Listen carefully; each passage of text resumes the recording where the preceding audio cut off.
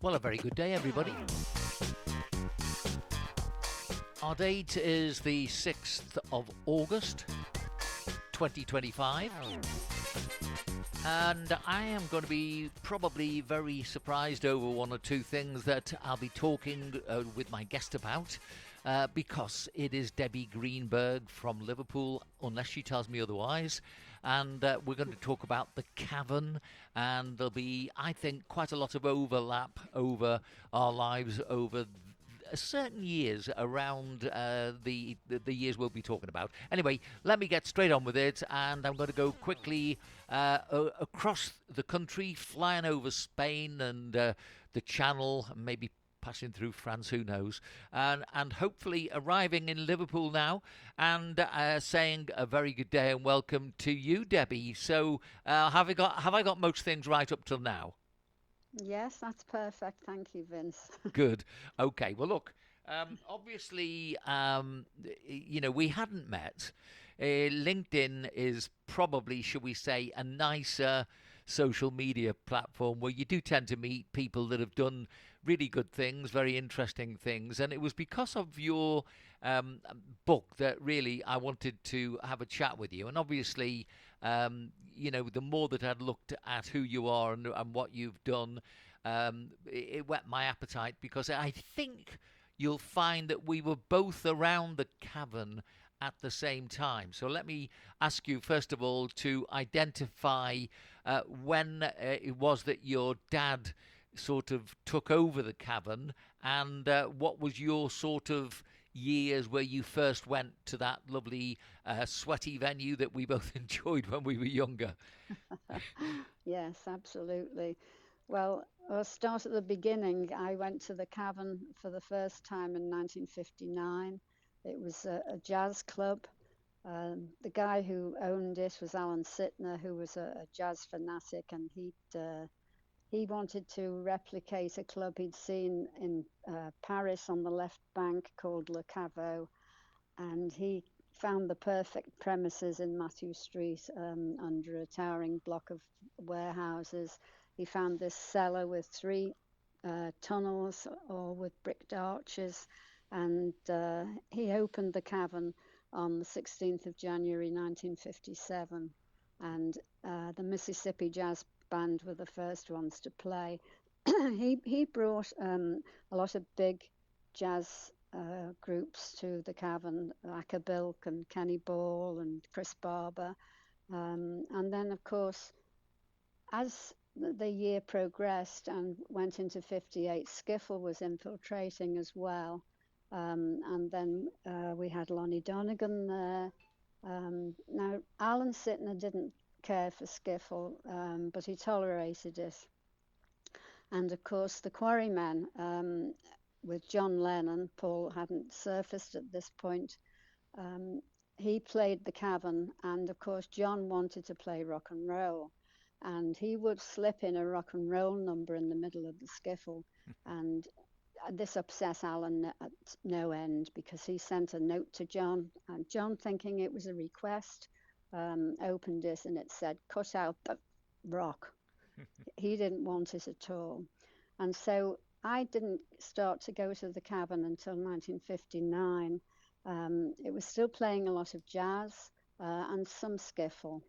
But towards the end of 1959, Alan Sitner became very despondent about the club because of the skiffle infiltrating, and he left it with his father, Dr. Joe Sitner, to get a buyer, and he went off to live in London. Now, Ray McFall, who became the next buyer or owner of the cavern, he worked for the accountants firm that the Sitners used, and he would often stand in on the pay desk for them. So he was an ideal candidate as the next owner. And he was also a jazz enthusiast, but it didn't take Ray long to realize that what the kids wanted was rock and roll. And so in the November of 1959, Ray McFall took ownership at the end of October 59, and within a month he put the first rock and roll group on, which was Rory Storm and the Hurricanes. And of course, Ringo was their drummer. And so throughout 1960, it was a mixture then of jazz and skiffle and rock and roll. Because Ray was also a jazz enthusiast, but he knew what the kids wanted, and so it came alive in 1960, and it was something very special. But then at the end of 1960, now the Beatles had gone to Hamburg in the August of 1960, and they returned to Liverpool on the middle of December, and they did 4 gigs, a couple at the Casbah, and they did a gig at Litherland Town Hall, which is in North Liverpool. And by all accounts, it was an incendiary performance, but they'd been billed as the Beatles direct from Hamburg. So, talk of the town, and everybody thought they were a German group. So Bob Wooler booked them for the Cavern for their debut on the 9th of February 61. And of course, we were all waiting to see this German group. And of course, they were local lads, they were Scousers, so that was fabulous for us. And so I watched their debut performance at the Cavern, and I was absolutely transfixed. I was blown away. Even at the first performance, I knew that there was something very special. I went home to my dad and I said, "Look, Dad, I've just seen this group on the Cavern called the Beatles, and you mark my words, they're going to be famous one day." I just knew it. There was something very special about them. Their energy was infectious. They oozed excitement, and their energy was palpable. It just drew you in the minute they started to play, and they looked different. They had leather jackets and black uh, t-shirts and black trousers, and they just launched into their music. So that I was hooked from day one, and I saw every single performance of the Beatles at the Cavern after that. So I was an absolute addict, and then they appeared several times then right through. Now Stu Sutcliffe wasn't with them for that debut performance. He'd stayed behind in Hamburg to be with Astrid, and he didn't actually come to Liverpool until the 21st of, or to play the Cavern with them until the 21st of February. So that then there were the 5 of them. Stu would sometimes sit with his back to the audience because he didn't feel comfortable facing the audience. Some people thought he wasn't a good bass player, but Bill Harry always said he was a good player, and he just didn't feel right facing. He wasn't confident enough to face the audience. He'd sit on the piano stool on the Cavern stage with his back to the audience, facing Pete Best on the drums. And so they stayed in Liverpool lunchtime sessions, and with I think they had one evening session, and then they all went back to Hamburg at the end of March, and they were out of Liverpool then for about just over 3 months. And so we waited, we saw other groups, and we waited for them to come back in the July. And they did, and the transformation was absolutely incredible. They were dressed from head to toe in black leather, black Cuban heel boots. They were sexy. They were absolutely fantastic. We couldn't get enough of them. It was like an injection of pure joy. It was just so dramatic, and their harmonies were absolutely out of this world. They had something special that none of the other. I mean, we had fabulous groups in Liverpool, but none of them could reach the Beatles. This is really great background because obviously I'm thinking as you're talking to my sort of introduction to the Cavern. I didn't get there till 1962, which really, things were beginning to change even then, I think, really. But at that year, I'd gone to work in Liverpool University, and I was able to sort of go down to the lunchtime sessions.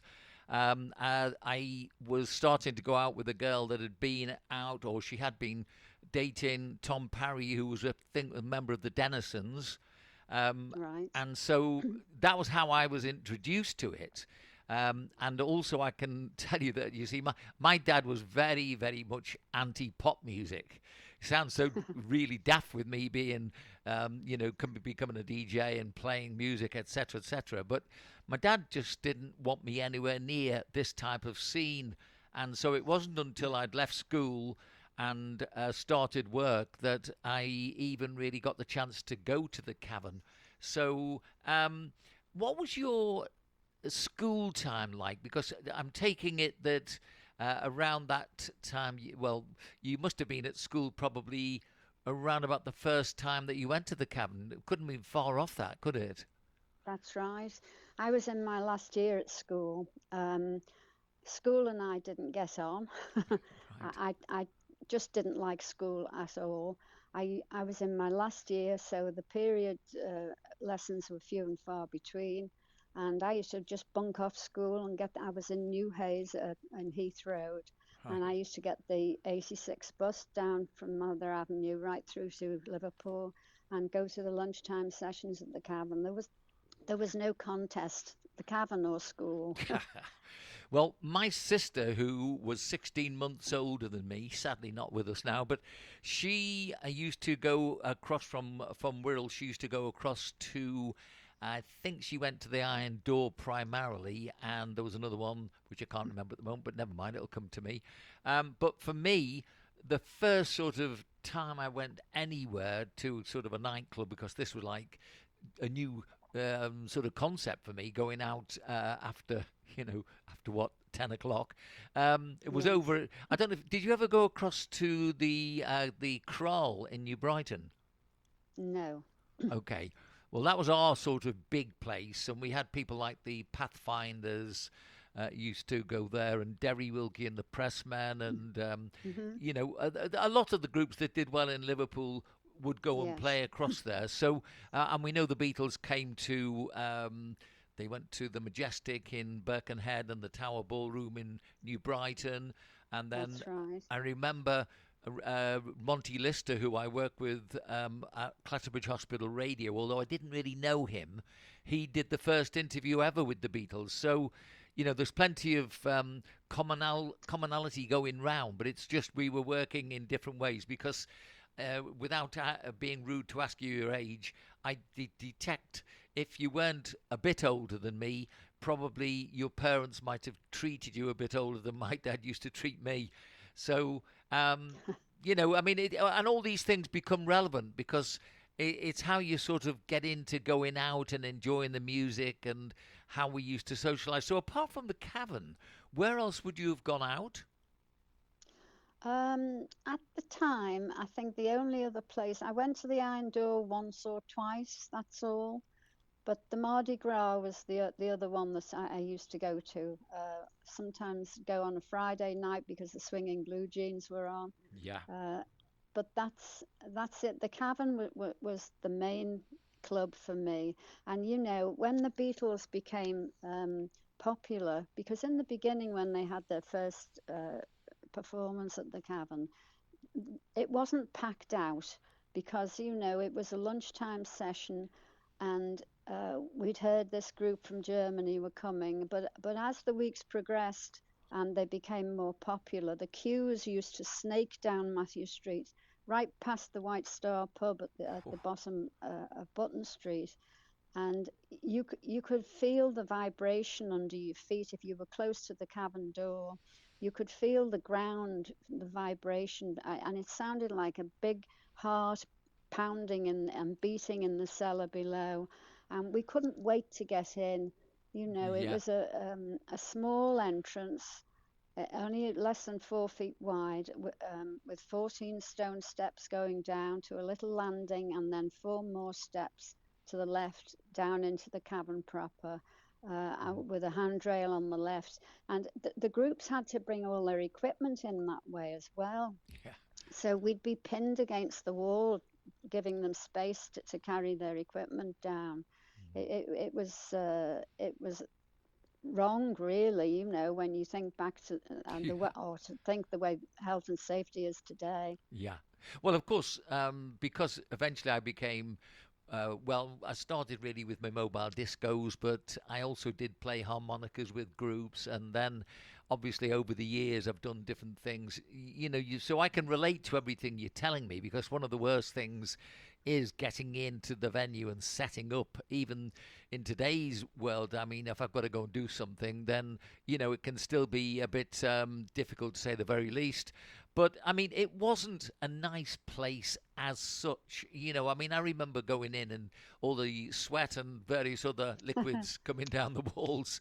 Um, they, they, they really could have easily closed it down through health and safety, but of course that didn't really come along. That type of legislation till the mid '70s, I don't think. No, Yeah. that's right. But yeah, and of course, you mentioning all the smells. The Cavern was notorious for its unique smell, and it was a combination of several things. It was condensation that used to drip down the walls, hence the frequent electric cuts that they had. The lights would fuse frequently because of this.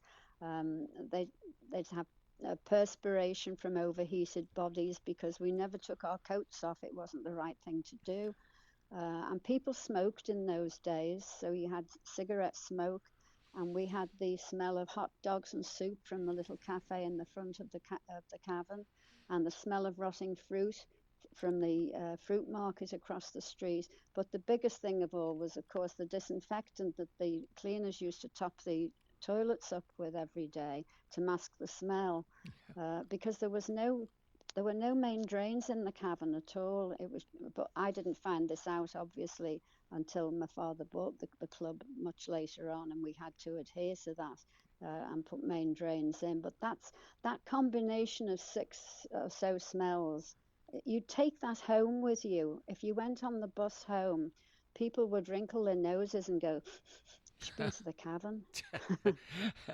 Well, I think the times that I went, I probably was a bit surprised by the smell. But then again, as a younger person, I suppose you don't become quite as sophisticated in the early days. But let me tell you what the précis of your book came up as. So it reads Debbie Greenberg's memoir offers a vivid first-hand account of Liverpool's legendary Cavern Club, the birthplace of the Beatles, and a cornerstone of the Merseybeat movement.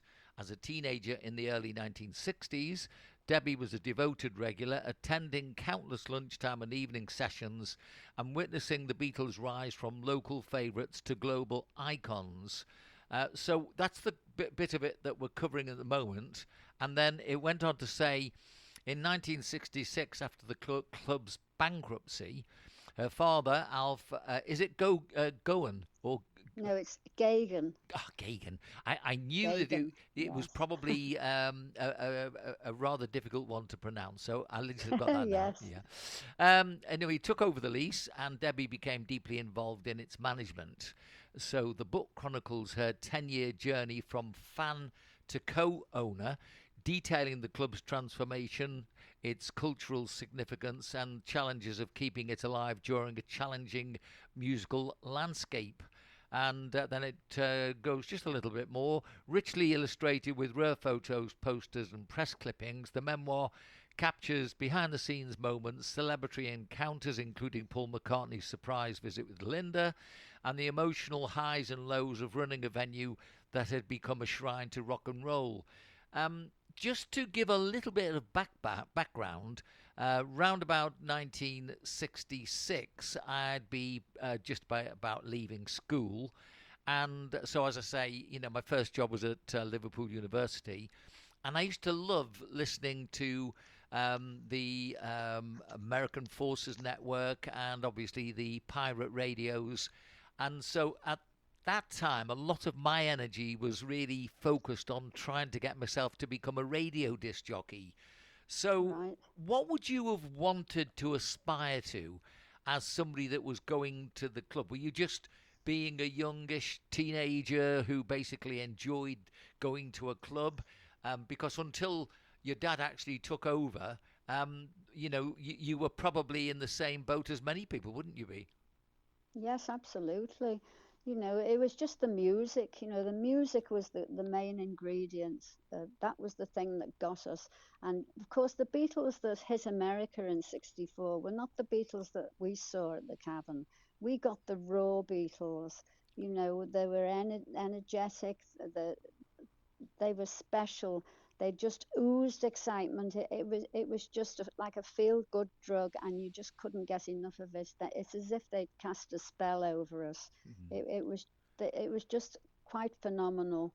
And the Beatles that we saw, that they were naughty. The way John and Paul had wonderful chemistry between them. George used to catch on, a little while later because he was quite a bit younger, but it didn't take him long to catch on to all the humorous banter that was going on stage. Pete Best was quiet. He was the sultry one on the drums. He used to often sit with his head bowed. But once he got into playing his drums, he came alive. But they'd have cups of tea on the stage and bread rolls from the cafe, and it was like a private party every time they played. You've been to the Cavern, so you know the structure of it. The Yeah. the, the stage was only about a foot and a half high, and the first row of seats was literally a couple of feet away, if that. So you could react or interact with the group on stage. You could practically touch them. You could ask for requests, and it was just so familiar, and it wasn't like the gigs that we see today. It was all, you were brought in with the group. They were past masters, or Paul was a past master at bringing the audience in to the performance, as he still does today. Even when he does these big concerts, he draws the audience in. Yeah. So that was happening right at the core of their career. But we got the raw Beatles, and they were exciting and they were natural. You know, um, you didn't get that once they'd hit the big time. So we got the very special side of the Beatles. Well, I remember the Beatles coming back from the first American trip, and I went across to the town hall and obviously stood in the crowd and saw the back of the car. I Mm, don't think we saw the yes. Beatles, but anyway, what was, of course.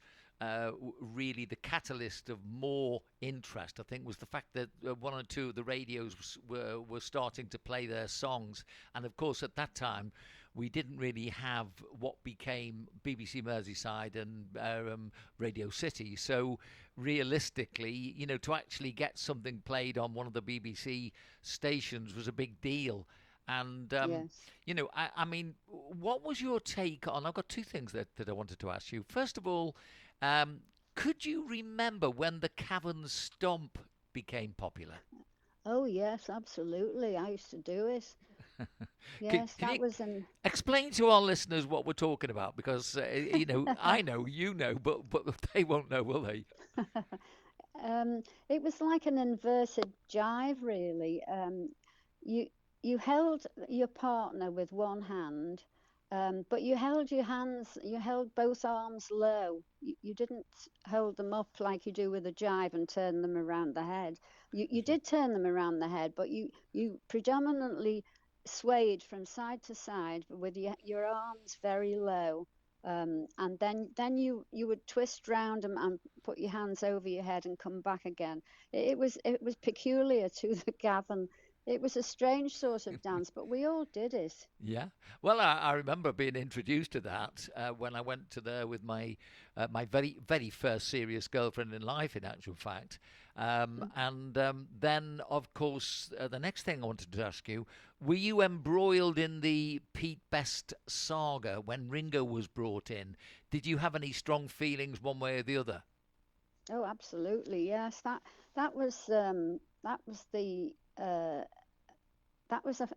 19th of August '62. They'd played on Litherland Town Hall the day before when Ringo replaced them. That was his debut with the Beatles. But his debut with the Beatles at the Cavern was the following day on the Sunday. And when we arrived, we thought, well, why? We knew who Ringo was because we knew him from Rory Storm and the Hurricanes, and we thought, well, what? Why is Ringo on the drums? Where's Pete? Is he not well? What's happened? And talk was going around the club, and then of course it finally came through that Ringo had replaced Pete. Um, and so we all started to chant, and I was one of them as well. And we started to chant, Pete forever, Ringo never. And we kept chanting and chanting. We had to be quiet, eventually when they started to play, but we had to accept it. And we didn't know, we couldn't tell that the drumming was any different. We were laymen, in those terms. So the drumming sounded the same to us. And it filtered through that it was George Harrison was the guy that had instigated the switch between Pete Best and Ringo, and somebody gave George a black eye before he left the Cavern that night. Yes, it was a very eventful evening. Yeah. Well, I then was involved with two of the disc jockeys that you're going to tell me you knew, at least if you didn't work with them. And of course, go to the first one, Bob Wooler, who Yes. Bob sort of only came into my life later when I'd gone on to Radio Merseyside, and I'd started going to various old age pensioners clubs, going to entertain them. And he just turned up one day and asked, could he help me? So that was how I got to know him. So, what can you remember about Bob Wooler? Oh, Bob was very special. Uh, the Cavern was his brainchild, really, in his head, um, because the big three were performing one night, and when Ray McFall owned the Cavern, and they passed the mic over to Bob to say a few words, and he said, "Remember, all you cave dwellers, the Cavern is the best of cellars." And Ray McFall was taken with that, and that's how that's how he came to take Bob on. And every time he introduced a group there, well, most times he'd say, "We've got the hi-fi high and the lights down low, so here we go with the Big Three show or the Beatles show."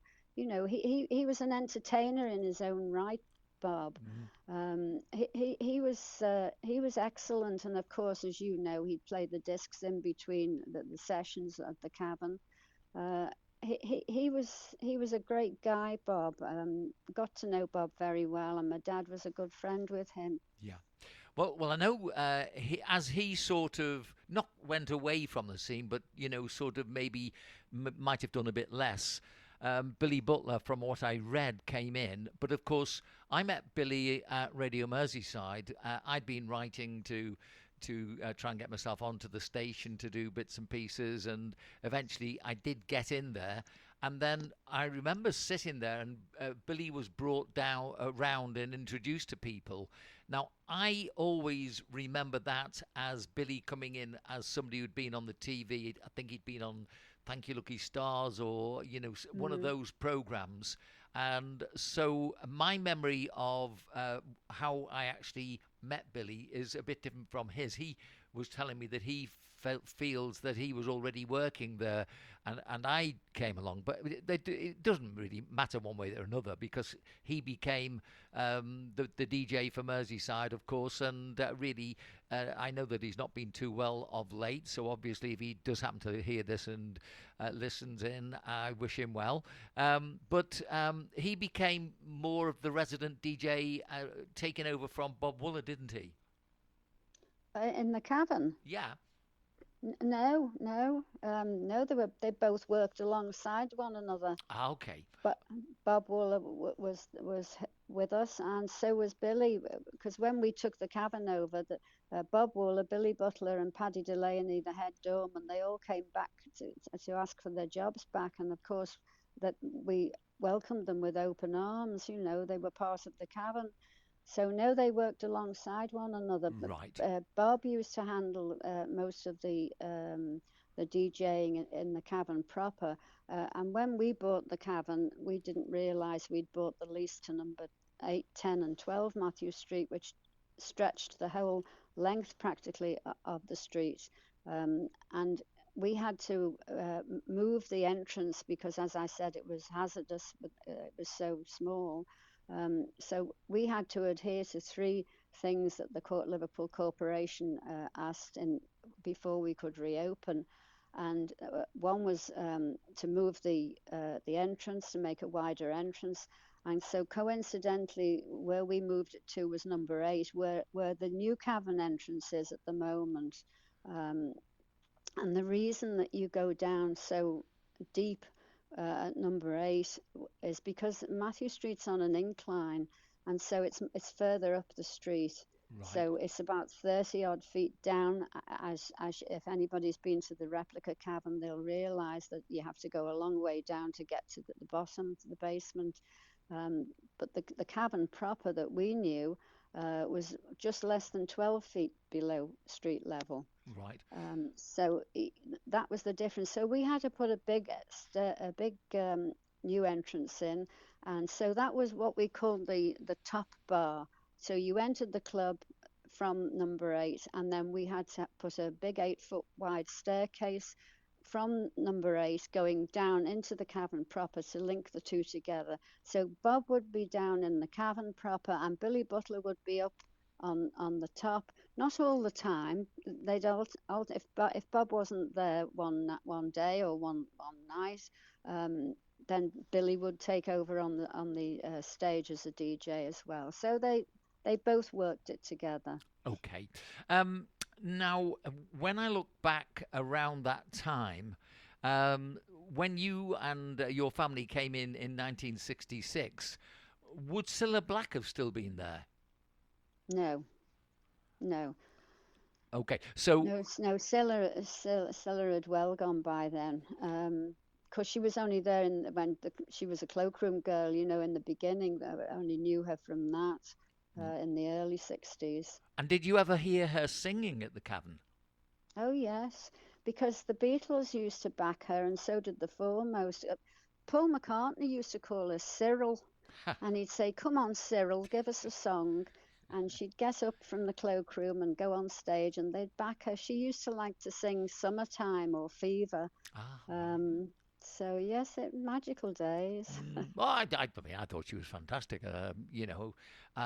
It's quite strange how certain people didn't like her voice, but then again, I did like her voice, and I just think that she really blossomed and became really well loved, of course, and of course you probably realised that she came out to Spain, and so Yes. just thinking of other people that I've met or sort of are connected with the Cavern. I did an interview with Paul's brother, and of course he was a member of Scaffold, and I've done one with three different interviews with all of the three Scaffold members. So, Yes. what did you think of Scaffold? Because of course they were a bit of music, but they were very different, weren't they, to the groups that were going in? Oh yes, but they played regularly for us when we owned the Cavern, and of course they appeared on when we reopened the Cavern, and the Prime Minister Harold Wilson came to reopen it for us. We had a marathon session that day that went from midday right through to 6 o'clock the following morning, and the Scaffold were amongst the they were one of the groups that appeared. We had Rufus Thomas and Solomon Burke and Oh, Georgie Fame and Marty Wilde, the Searchers, the Merseys. I could go on. There was a huge list of entertainments that we had for that day. Um, so yeah, the scaffold were regulars when we owned the Cavern, and I see Mike from time to time. Last time I saw him was at Lipper last year for the graduation for the award ceremony. So yes, and Nigel, my late husband Nigel, and I videoed Mike and Rowena's wedding in 1981. it, Of it, course, lovely, lovely bits of background here. I'm going to ask you another name who I've done a podcast with, or I think it was an interest. Yeah, it was an interview on the radio. Do you remember David Garrick? Dave, His claim to fame was he's the only person to have sung opera at the Cavern. it doesn't it doesn't ring a bell with me. I Mm. can't say. Do you mean when we had it? Maybe it was before because obviously the dates will be far more focused for you.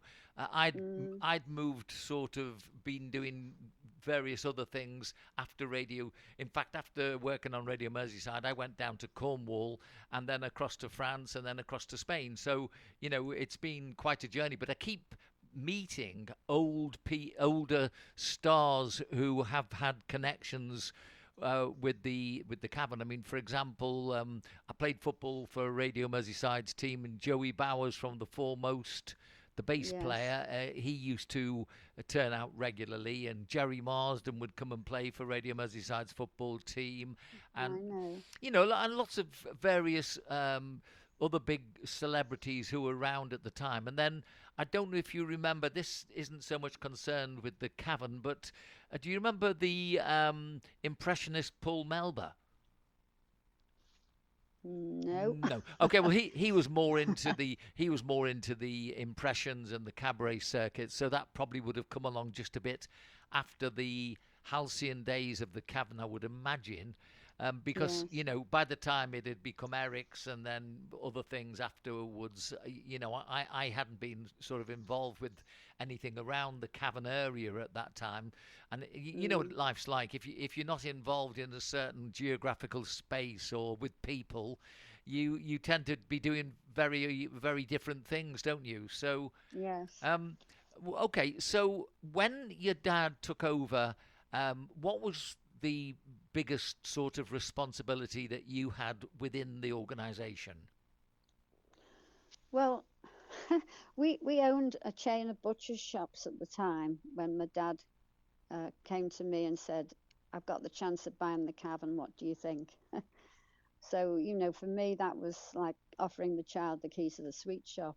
But having said that, I was brought up in business all my life with him, and I had a good business head. And I said, "Look, Dad, I think you should take it. I've seen it peak and I know it can happen again."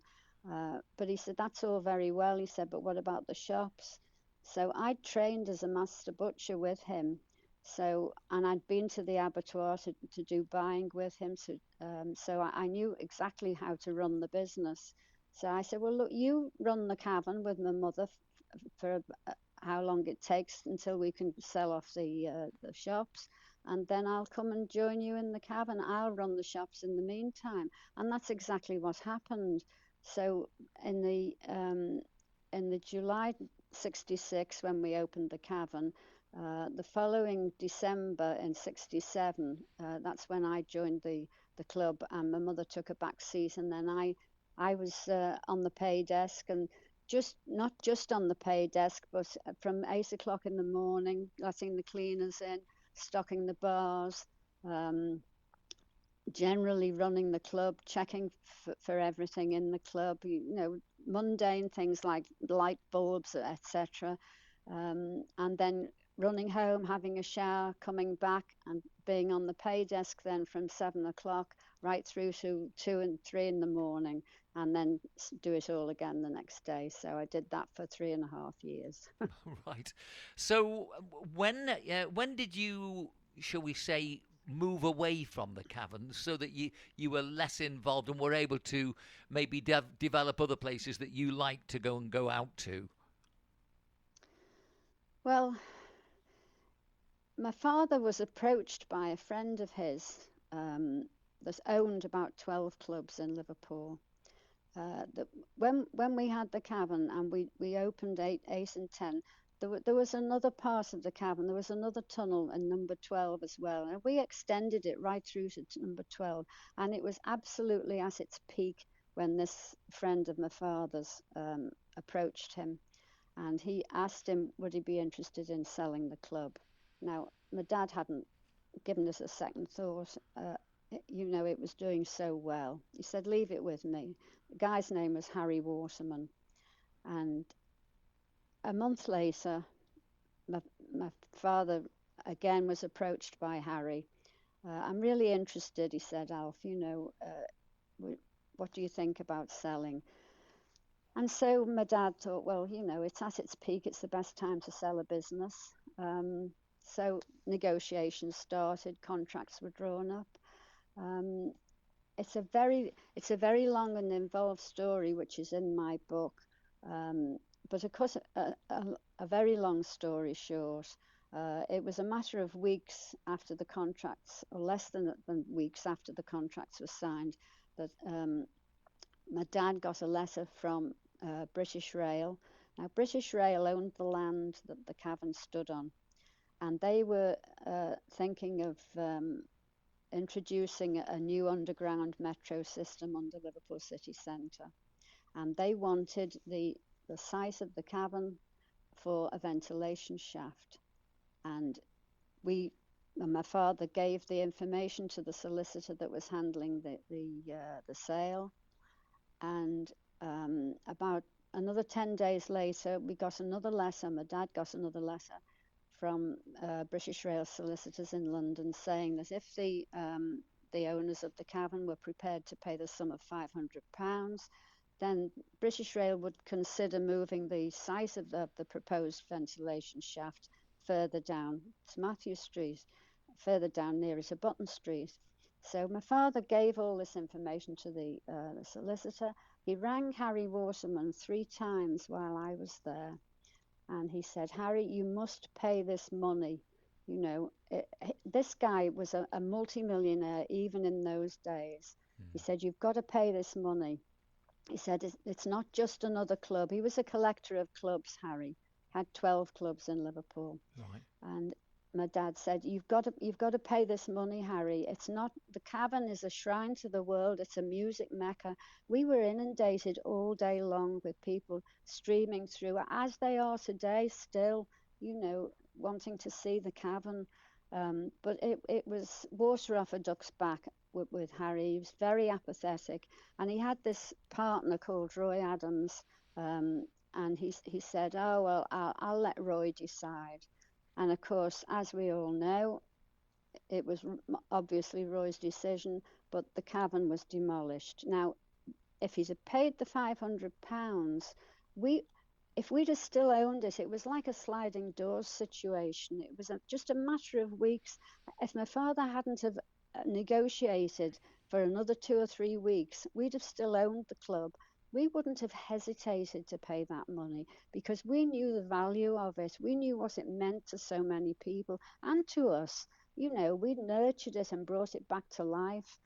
And it was just an absolute travesty that it was allowed to be demolished. And it really affected our family a great deal. But we would have absolutely paid that money, but they chose not to. And that's why the cavern was demolished. It could have been saved, and you'd have still had the original there today, Okay. had that been the case. What I think is interesting and worthwhile doing at this point is to put an advert in for the book. We'll come back to where you were in a few minutes, but let me make sure that everybody listening to the podcasts knows your book, knows how to get hold of it, and then we can maybe give another plug at the end. So can you do that now for me so that anybody listening in will know how to get hold of your book? Yes, thank you, Vince. It's called Cavern Club, The Inside Story. It's available. Signed copies come from Liverpool from me through the BeatlesBookstore.com. It's in all the Beatles outlets in Liverpool. It's on sale on Amazon worldwide. It's if you're in the United States, it's in Barnes and Noble. If you're in the UK, it's in Waterstones, and the, you can get it from any of those places. Okay. And as I say, we'll give you that information again at the end of the podcast.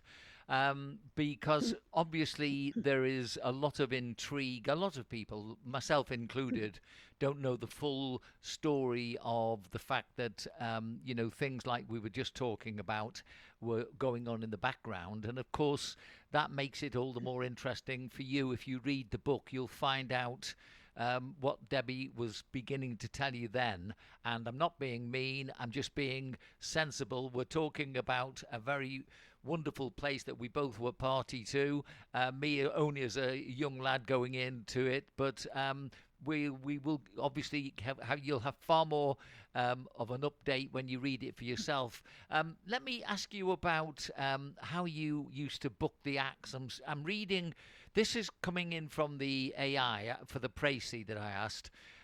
It said Debbie helped run the club, booking acts, managing operations, and preserving its legacy amid changing music trends. So, what sort of books would you? Oh, sorry, which sort of acts would you say were the best for you that you got a thrill out of booking? Well, to be very truthful, Vince, it wasn't me that was booking the acts at all. It was Bob Wooler. Okay, okay, Bob Wooler was in charge of booking all the acts that came to the Cavern. I was in charge of the daily running of the Cavern, and I was on the pay desk, and I was in charge of paying all the groups that appeared at the Cavern. okay. Um, and as I say, I asked the AI because this is the sort of information that people will go to very quickly now, and the thing that comes next after. Obviously, you've got the changing music trends. In fact, let me just go to that. As you were coming to the end of your time at the club, uh, were you beginning to sense that music was changing, and did you like that change, or did it not matter to you? Oh no, I sensed the change, and it was good. I mean, we had very big names on the Cavern in 1970 before, and even 67 we had Chuck Berry there, Oh, and 19 and we had Slade, and then we in 1970 we had Status Quo and we had Badfinger and Queen. They were yeah. big groups. So yes, the music was evolving, and it was good, still good music. And what about this surprise visit when Paul McCartney and Linda Eastman visited the club? Oh, well, that was the 25th of October, 68. And I'd been to the hairdressers, came back, and my dad was stocking what we called the top bar at number 8. And he said, We've had a visitor. We had visitors all day long. I said, Oh, yes, who was it? He said, Paul McCartney. I said, Oh, have I missed him? He said, Oh, don't worry, there's a chance that he might come back. He said, Apparently what had happened was Paul had walked in out of the blue because the doors were always open, and my dad put his hand out to shake his hand and introduced himself as Alf Gagan, the Cavern, and Paul said Paul McCartney, the Cavern, Oh, and shook his hand, and he said, Alf, I've got my new girlfriend in the car outside, and I'd like to show her where it all began. But he said, I've got a record player in the boot of the car that I've got to take over to my stepsister Ruth on the Wirral, um, and I'd like to come back in about an hour if that's okay, on one condition. And my dad said, "What's the condition?" He, excuse me. He said that you don't bring the press in, and my dad said, "Okay, you've got it." And so Paul went. So then I came back from the hairdressers, and my dad said, You finish stocking the bar, put champagne on ice. I'm going to go and buy a camera. And he went to Photo Optics in Dale Street and he bought a Yashica camera, brought the photographer back to the cabin with him, and told the photographer that he had a group that he managed, which was the truth, and they were there. They were down in the Cavern proper rehearsing, and he wanted the photographer to set all the cameras so he didn't have to do anything but press the button. So the camera was set, the photographer did everything for him and said, don't touch it, all the apertures have been done, just press the button. Excuse me, I'm just going to have a slight drink of water. Sure. You've done very well, by the way, because it's hard work, isn't it, when you're talking all the time? It is hard work. It's okay. Well, it's enjoyable for me. It's like stepping back into a time machine. Oh, good. And and so and so the champagne was on ice and we waited. And sure enough, about an hour later, in walks Paul with Linda, and we shut the door, stopped the tourists coming in, and we gathered in the top bar. Now, prior to this, my father had rung Paddy Delaney and told him, get yourself down to the Cavern. I can't tell you why, but you won't regret it. But that's all I can say. So there were only the five of us in the top bar. There was my father, myself, Paddy Delaney, and Linda and Paul. And we started to talk. Paul wanted to talk about the early days in the Cavern, how it all started when they used to just play all the rock and roll music of Richard and Chuck Berry, and he wanted to remember those times and explain to Linda. And my dad went to pour champagne, and Linda said, I'll do that. I'm a good bartender. So she took charge of the champagne, and we continued to talk. And then my dad said to Paul, would you mind if we took some personal photographs, for our own use? He said, no, not at all. Linda, right away. I'll do that. I'm a good photographer. Of So course. she took hold of the camera, altered all the apertures, all the dials on the front of the camera, and my father's face was an absolute study. At the time, I thought, he's thinking, that's it, that's Tawny's, because we didn't know who she was, what she did. We didn't know anything about her. So we had to just go along with it. So Linda took photographs. She took one of me with Paul and one of Paddy with Paul. And then after we'd been in the top bar, she took more photographs downstairs. But before that, Paul was telling us that he was producing a group called the Ivies. Now, the Ivies were like one of the family to us. They were a group from Swansea, South Wales. Their manager, Bill Collins, lived over on the Wirral, and he brought them up to Liverpool on a very regular basis, and they played very regularly at the Cavern because Bill had said to my dad, I need to give the lads regular gigs. They haven't got much money, and I need to give them a good start. So my dad gave them plenty of gigs, and not only that, he took them home to our house in Greenbank Road, and he'd give them a fish and chips for their supper, and then and a bed for the night, albeit on a sofa or a settee or whatever. And because I'd come home from the club 3 o'clock in the morning, and they'd be lying all over the place. And one night in particular, they had another guy with them that needed feeding as well, and that just happened to be Chris Christopherson. Oh. So that's how familiar the Ivies were for us. Yeah. And so my dad was saying, Paul was saying to my dad, but I'm thinking, Alf, he said, because I'm producing this record called Come and Get It for the film The Magic Christian. And I'm thinking of changing the name of the group from the Ivies to Finger. And my dad said, oh, don't like that, Paul, that's bad. Oh. And Paul said, bad Finger. Yeah. Thanks, Alf. And that's how Badfinger got their name. Yeah.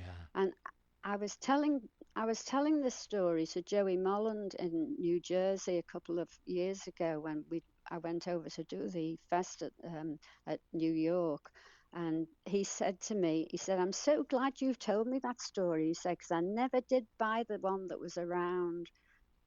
And so we continued to talk in the top bar, and then we went down into the Cavern proper, down the big 8-foot staircase.